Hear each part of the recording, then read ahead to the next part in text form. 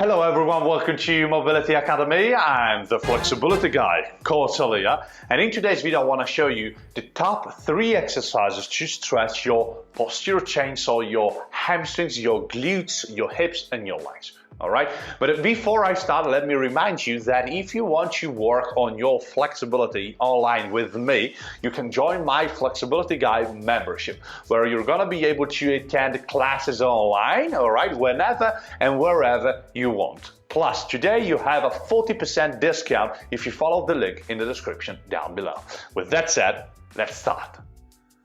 Alright guys, so today's episode is going to be a little bit different because I want to explain to you why these are the top 3 exercises for your posterior chain, so for your hamstring, your glutes. Okay, so stay with me, follow these exercises right here, but these exercises are already on my channel, so you can find the explanation, the deep explanation about this and this and this exercise on this channel. All right, but now I want to do a recap and explain to you why you should be doing these 3 exercises. So let's start with the first one, which is the one leg pike on a bench. Now, this exercise here, if you are a beginner or if you are an intermediate, is excellent. First of all, this exercise allows you to work with your level of flexibility. The first thing you want to do here is to start with your leg bent on the bench and the other leg down. From there, you want to start with your leg bent because this will allow you to bend your knee, and if you bend your knee, your hamstrings, so the muscles in the posterior part of your leg, will be a little bit shortened, and you won't feel that crazy amount of stretch, and you can go there, you can keep your back straighter, and you can anterior pelvic tilt more, which is something useful when you want to increase your posterior chain flexibility, your hamstrings flexibility.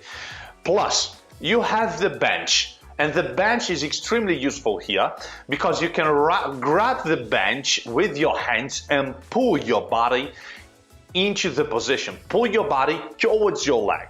This is extremely useful because in this way, you can adjust the intensity of the stretch as you want, all right? So if you pull more, you're going to feel the stretch more. If you pull less, you're going to feel the stretch less. So you can find the level of stretch which fits your flexibility level. So pull more, pull less, but make sure that as you go into the position, you feel the stretch. Now, you want to keep both hips on the bench, all right, and you want to make sure that when you have your leg bent, your chest is touching the knee. So the chest is touching the knee. From there, you want to straighten the leg which is on the bench until you can feel the stretch right behind your leg, in your hamstrings and in your glutes. That's the way you want to do this stretch right here. Then, when you feel comfortable, you can try also the second variation, because this exercise here has a variation, and that's why I'm suggesting you do this exercise right here if you're a beginner or an intermediate, because it really fits different levels of flexibility. If you feel comfortable with your leg bent, try the straight leg variation, all right, where you basically just straighten your leg completely. At this point, it's no longer required to keep your chest in contact with your knee. At this point, just go down. You have the bench still, so you want to grab the bench with your hands again and pull your body down towards your front leg. Of course, the more you pull, the harder the stretch. So adjust the intensity of your assistance according to your flexibility level, right? Of course, you want to do both legs, and the reason why I'm loving this exercise right here is because it allows you to focus on one leg per time. So if you have one stiffer side, you can start with your stiff stiffer side, then you do the strong side, the more flexible side, and then you do again maybe the stiffer side another time, all right, just to make sure you can you spend a little more work there to make further improvements. All right, so this is the first exercise, the one leg pike on the bench. Now let's see the second one.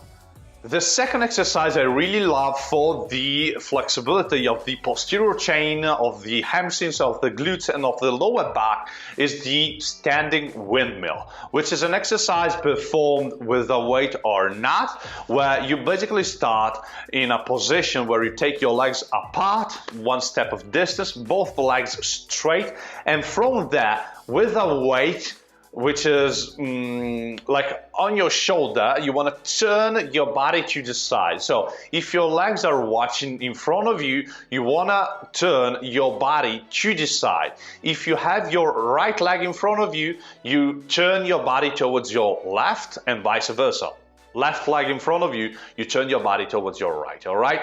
So if you have your left leg in front, you want to go down with your left shoulder. So you want to bring your left shoulder towards your left leg. So you want to fold your trunk down towards the front leg, keeping both legs straight. As you can see here, I'm starting with the weight on my shoulder, and as I go into the position, I straighten my arm and I place my shoulders as perpendicular to the floor as possible, one on top of each other.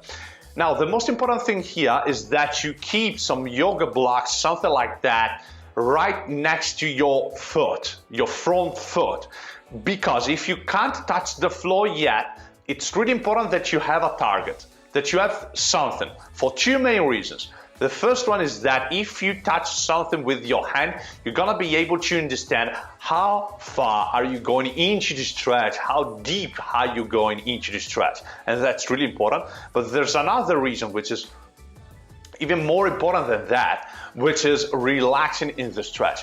This exercise here, the standing windmill, is in my top 3 because you can do that both with a weight and without, and you can both build strength and flexibility here, all right? So I suggest you work with a weight because this allows you to push your body further down into the stretch.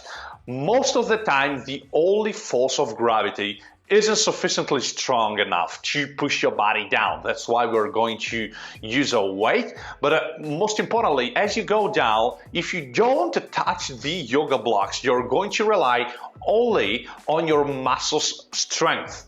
So you're going to improve your strength. But if you touch something with your hand and you relax it there and you let the weight push your body down, down, and down, then you're going to increase also your flexibility. In both cases, of course, you're going to gain more flexibility, but if you touch something and relax it there, it's gonna be easier to do, all right? So make sure you place something under your hand. With time, your purpose is to remove that something. So, for example, remove the yoga blocks until you can touch the floor with your hand. Now, as you do that, make sure that you're keeping your trunk perpendicular to the floor. So your one shoulder down, one shoulder on top, perpendicular to the floor, one on top of each other, and the trunk is still watching at the side. It's still looking at the side. So if you have your left leg in front of you, make sure that your chest is not looking at the floor. It's like looking at the side, exactly on the side. All right? So the standing windmill is such an amazing exercise. You can adjust the weight according to your flexibility level. I strongly suggest starting with easy weight. Of course, not too easy, because you do want to feel that there's something which is helping you getting deeper and deeper and deeper into the stretch. But then you can increase the weight until you can find a weight which is really challenging you in the stretch. That's all for the second exercise, the standing windmill. Now, the third exercise is a really interesting one. Let's see which one it is. All right, the third exercise in our top 3 exercises for the hip extensors flexibility is the full split hamstring stretch. Now, why full split? Because this is not a really a front split. It's really similar to a front split, but as you can see, my front leg is bent and I have a lot of yoga blocks under my hips. So how does this exercise right here work? I'm gonna put my hips on some yoga blocks. Then from there, I'm gonna bend my front knee and I'm gonna touch my front knee with my chest. From there, I wanna straighten my front leg, keeping my legs parallel to each other on the same line, and I wanna make sure that my chest remains in contact with my knee at all times during the stretch. So at all times, my chest has to be in contact with my knee. I'm grabbing my front knee with my arm, as you can see, and I'm going down into the stretch. I'm sliding down into the stretch. Now, the only thing I'm moving is the front foot because I'm just putting my hips on the yoga blocks, so I don't want to move the hips lower. All right, so I'm just straightening my front leg by sliding forward with my front foot until I can find the stretch. And the stretch, it's gonna be hard because, as you can see, my lower back and my hips are straight, my lower back, and in an anterior pelvic tilt, which is the most effective position for my hamstrings flexibility. And that's why it's the full split hamstring stretch is so useful. Alright guys, so these are the top 3 exercises on this channel to stretch your posterior chain and your hamstrings, alright? If you have any questions or any doubts regarding these exercises right here you've just seen, please let me know in the comments down below and hit that like button if you enjoyed this content. It means a lot to me, guys, and it helps me grow this YouTube channel.